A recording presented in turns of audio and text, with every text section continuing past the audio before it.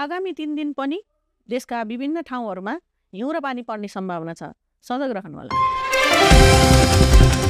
नमस्कार, म प्रतिभा मानन्दर, वरिष्ठ मौसमविद, जल तथा मौसम विज्ञान विभाग।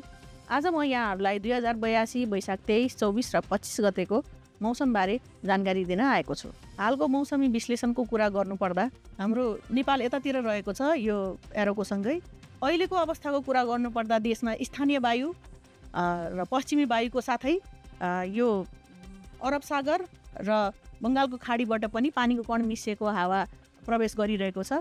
अहिलेको अवस्थामा यो भारततिर एउटा न्यूनचापी प्रणाली पनि विकसित भइरहेको देखिएको छ। यी सबै कारणहरूले गर्दा नेपालमा चाहिँ पानी पर्ने अवस्थाहरू चाहिँ बनिरहेको देखिन्छ। अब 3 दिनको मौसमको कुरा गरौँ। 2082 वैशाख 23 गते रातिको मौसमको कुरा गर्नुपर्दा देशको कोशी, बागमती, गण्डकी, लुम्बिनी, कर्णाली र सुदूरपश्चिम प्रदेशको उच्च पहाडी तथा हिमाली भूभागमा हल्का खालको हिउँ पर्ने सम्भावना छ।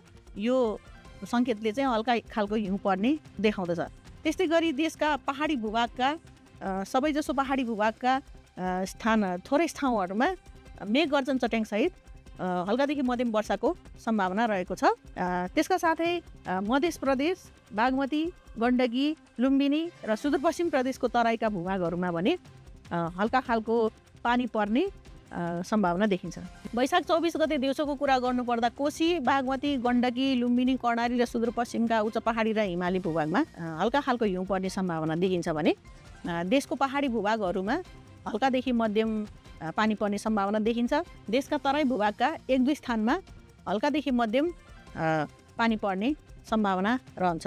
24 गते रातिको कुरा गर्नुपर्दा कोशी प्रदेश लगायत देशका पहाडी भूभागमा मात्रै यो हल्कादेखि मध्यम पानी पर्ने सम्भावना देखिन्छ। अब वैशाख 25 गतेको दिउँसोको कुरा गरौँ। दिउँसोको हकमा कोशी, बागमती, गण्डकी, लुम्बिनी, कर्णाली र सुदूरपश्चिमको उच्च पहाडी तथा हिमाली भूभागमा हल्का खालको हिउँ पर्ने सम्भावना देखिन्छ भने देशको पहाडी भूभागका थोरै ठाउँहरूमा हल्कादेखि मध्यम पानी पर्ने सम्भावना छ। देशका तराईका 1-2 स्थानमा पनि हल्कादेखि मध्यम पानी पर्ने सम्भावना देखिन्छ। वैशाख 25 गते रातिको कुरा गर्नुपर्दा कोशी प्रदेश र पहाडी भूभाग र तराई भूभाग लगायत देशका पहाडी भूभागहरूमा हल्कादेखि मध्यम पानी पर्ने सम्भावना रहेको छ। याद गर्नुहोला, यो पानी परेको समयमा चट्याङ पनि पर्न सक्छ, जोगिएर बस्नुहोला। यो त भयो 3 दिनको मौसम पूर्वानुमान। मौसम सम्बन्धी नियमित जानकारीको लागि जल तथा मौसम विज्ञान विभागको वेबसाइट र सामाजिक सञ्जालमा जोडिनुहोला। धन्यवाद।